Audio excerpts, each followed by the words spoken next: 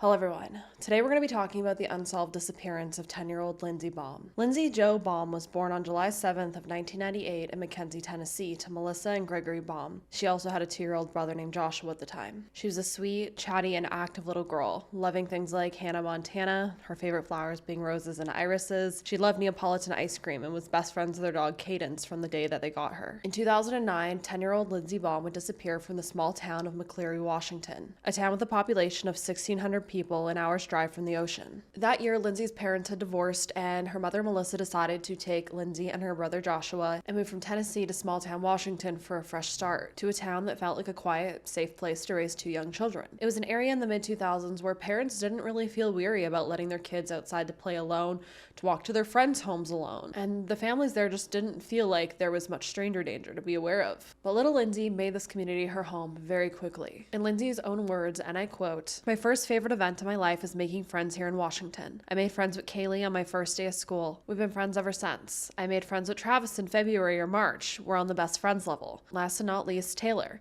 We've been BFFs since March. When I grow up, I want to be a singer because I'm interested in music so much that I want to sing when I grow up. In my free time, I like to sing, dance, write, read, draw, tutor, and more. The one thing I like about me is that I have good friends like the whole class. All of Y care except for 2 people. My name is Lindsey Baum, and as you can see, this is my life."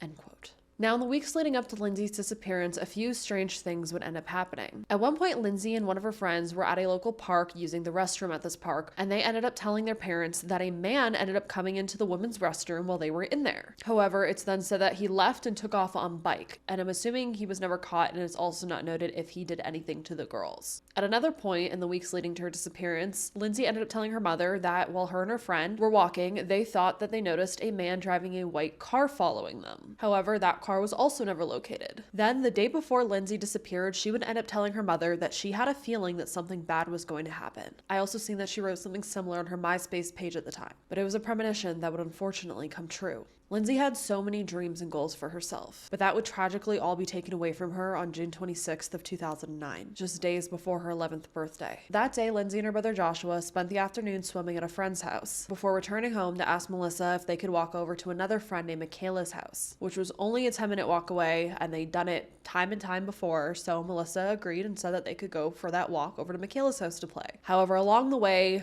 Joshua and Lindsay got into an argument over a bike, and Joshua ended up turning around and going back home. Lindsay would eventually make it to Michaela's house alone, and she would end up staying there for a few hours and playing. However, a little while later, Lindsay and Michaela ended up going over to Michaela's mother and asking if Lindsay could sleep over, but Michaela's mother said no, which meant that Lindsay had to go home soon because it was about to get dark. So seeing as it was 9:15 p.m. at this time and the sun was going down, Lindsay started her walk home because she had a curfew of 9:30 and she needed to be home before that, so leaving at 9:15, she had a good enough amount of time to go home because it was only a 10-minute walk. As I said, it was getting darker. The sun was going to set around 9:45 that day. And again, this is a walk that Lindsay had done so many times before, maybe hundreds of times before, running back and forth to play with all the different kids in the town. But it was getting dark and Lindsay was scared of the dark, so she was hurrying along to go home. However, Lindsay would never make it home. By 11 p.m. that night, Melissa would end up calling 911 to report her young daughter missing, and a search was immediately launched throughout the entire town. Officers from the McCleary Police Department ended up responding to Melissa's house, along with agents from the Seattle office of the FBI. Now, a neighbor would report seeing Lindsay walking not long after she left Michaela's home, which I'll have on the screen right now for you to see around the area that Lindsay was spotted. Police would then locate a Shell gas station down the street, and they would end up searching the CCTV footage. However,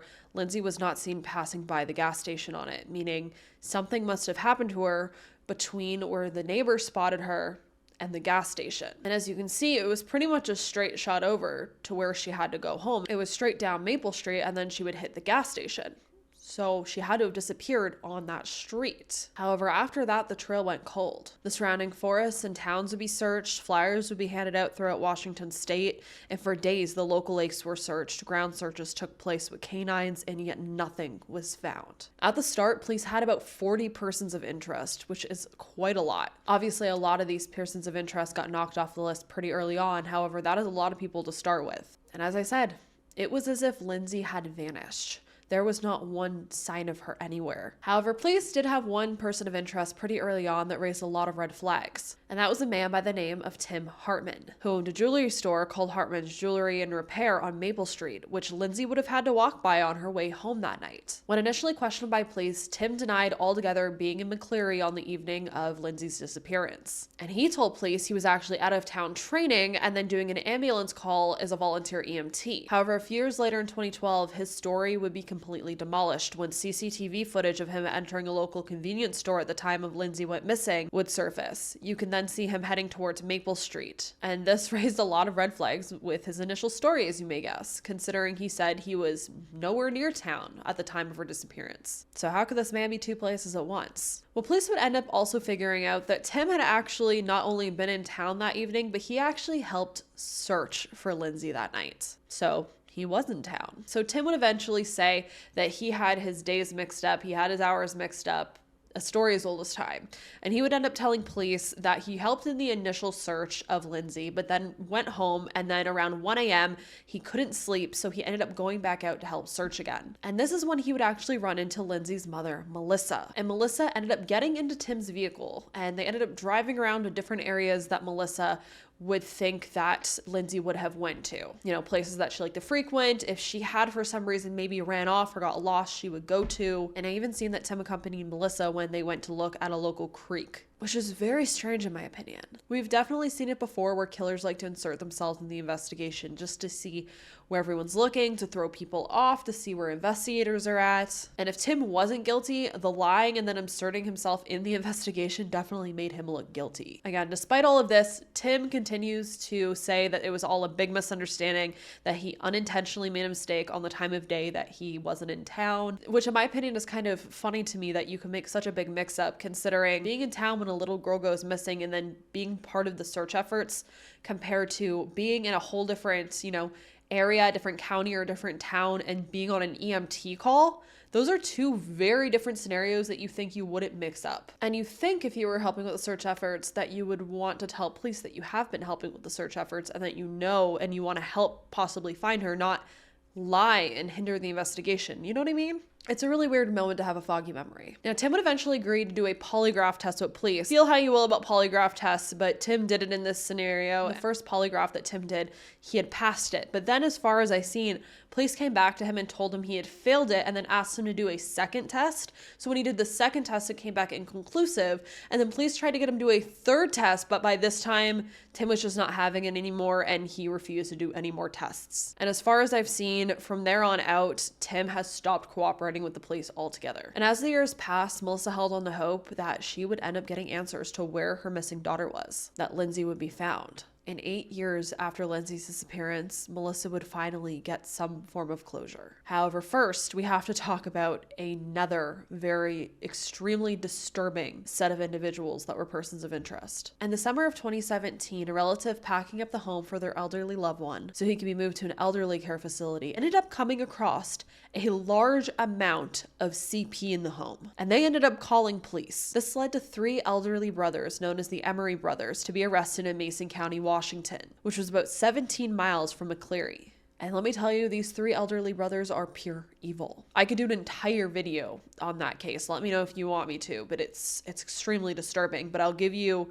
a kind of summary of what ended up being found. Police would end up finding the home covered from floor to ceiling in terrifying items, including child pee videos, CP, children's clothing, toys, handwritten manifestos detailing the essay and murder of children. All of this in this small home. Police saying, and I quote, Charles Emery maintained an extensive collection of materials related to the essay and murder of female children. Edwin and Thomas Emery referred to Charles Emery's manifestos, which detailed a child essay and homicide, and his extensive collections of items detailed as Charles's hobby. End quote. So essentially the brothers were saying that it was the other brothers' hobby to do all of this stuff. Investigators claim to have discovered handwritten notes describing the kidnapping, torture, essay, and murder of little girls. To make things even more terrifying, the eldest brother actually worked at a children's hospital. Charles Emery, he was 82 at the time, Thomas Emery, 80, and Edwin Emery, 78, all had allegations against essaying 2 to 3 generations of women in their families, as young as toddlers. And along with having these photos and clothing items of children in their home, there were also a lot of news clippings of murdered and missing young girls, including a missing persons flyer for Lindsey Baum.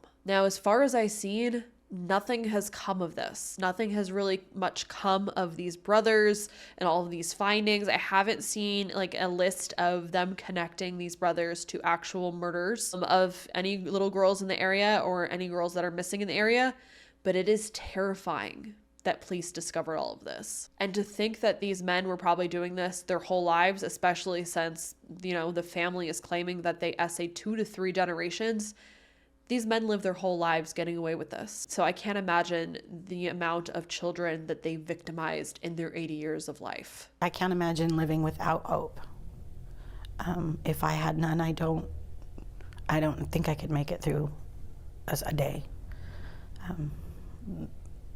In our position, that's all you have. Now, as I said, closure would eventually come, because in September of 2017, hikers that were in a wooded area west of Ellensburg would call police to report finding what looked like human remains. This area is about 168 miles, or about 3.5 hours drive from where Lindsay went missing. The remains ended up getting sent to Quantico, Virginia for testing, and it wouldn't be until May 10th of 2018 when police would finally come out and announce that the remains were of 10-year-old Lindsey Baum. I'm here today to share with you that we've brought Lindsay home. We've recovered her. Hunters in eastern Washington discovered Lindsey Baum's remains last September, but they weren't positively identified until sometime in the past 2 weeks. Sadly, she was not recovered as we and her family had hoped and prayed these last 9 years. A few struggled to hold back tears when the sheriff shared the news. It's sad and devastating that we didn't bring her home the way we all hoped. She was my granddaughter's friend, and she's so precious. On the street where she used to live, neighbors still remember Lindsey Baum and her brother. They've walked up and down the road and all over the place, like countless times. Nisi Smutka lives 2 doors down. She quietly held out hope all these years. People were kind of thinking, well, maybe she ran off with friends or something like that or whatever, and I guess I was kind of still hoping that that's what she had done. While hope in this community took a hard hit today, the people here are still resolved to finish what they started. We found Lindsay. We'll find who did it. God is good. Melissa would be quoted saying, and I quote, "We need answers. It's destroyed my entire life. They stole an entire life from us. They stole my daughter. They stole my future." End quote. Now, Lindsay's cause of death would end up being ruled as homicidal violence. No other information has come out on her cause of death or what may have been done to her, and I am wondering if that's due to the state of her remains being outside in the elements for years and years and years. I'm sure it was mainly bones at that point. I'm pretty sure it even said partial remains, so maybe not even all of her bones were recovered, unfortunately. But from what they did find on possibly her bones or what was left of her, they were able to rule it was homicidal violence, meaning that something very bad most likely did happen to her, which is just awful. This beautiful, sweet little girl did not deserve whatever ended up becoming of her. In 2019, a memorial garden was created at Bierbauer Park in McCleary in dedication to Lindsay. It's a beautiful little spot to honor her memory, and a lot of people came out for the dedication. Now, the only other lead that I did see was in 2021, when police ended up connecting a kidnapping and essay of a 17-year-old girl to a man living in McCleary, and his name was Paul Beaker. Now, in 2003, Paul allegedly ambushed and restrained a 17-year-old girl in McCleary, drove her vehicle to an undisclosed location, and essayed her before abandoning her back near McCleary. Now, this girl was eventually able to free herself and escape. She ended up going to her parents, and her parents and herself called 911 and reported all of this. And it wouldn't be until 2021 when DNA evidence would finally link him to her essay and attack. Now, police have wondered, since this has all come out, if Paul may have been responsible for Lindsay's kidnapping and murder. Police saying, and I quote, "There are some eerie similarities between the two cases. How many kidnappers do you have in the same small town? However, they could end up being completely unrelated." End quote. Now, again, this is another thing I have not seen any update to or any conclusion whether or not they connected him with Lindsay or not. And I'm guessing if they did connect him, they would have come out and said so. As of more recently, in March of 2023, 160 professionals and volunteers spent a weekend searching a wooded area for more evidence. And later, a tip would lead to a search near West Fish Hatchery Road in Mason County on March 25th and 26th. However, no evidence was reported to have been found. It has been 14 years since Lindsay was kidnapped and murdered, and her killer is still walking among us. There's currently a reward for $40,000 for information that would lead to an arrest and conviction of Lindsay's killer. What happened to this little girl? Why was her body found so far away from where she disappeared? Honestly, in my opinion,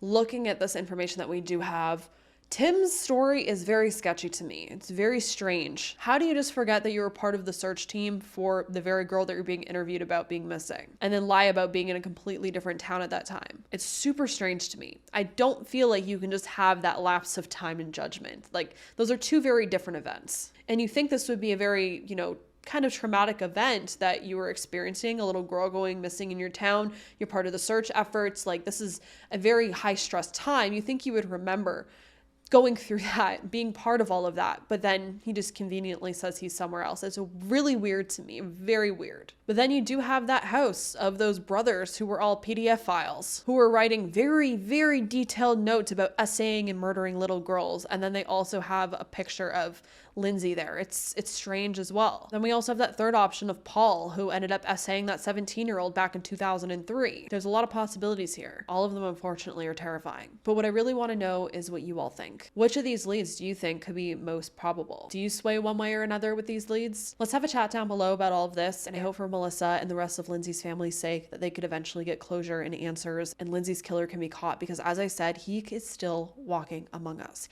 He's out there right now. He could be victimizing more children. He could have already victimized more children, and he's just out there free doing so. So let's have a chat about this all down below. If you have any information, I'll leave the contact information for the police involved in this case below as well, so you can contact them. As always, if there are any cases that you want me to look into and cover, let me know down below as well. And I hope you all stay safe out there. Hug your children a little tighter tonight. Lock your windows and doors, and I hope to see you all in the next video.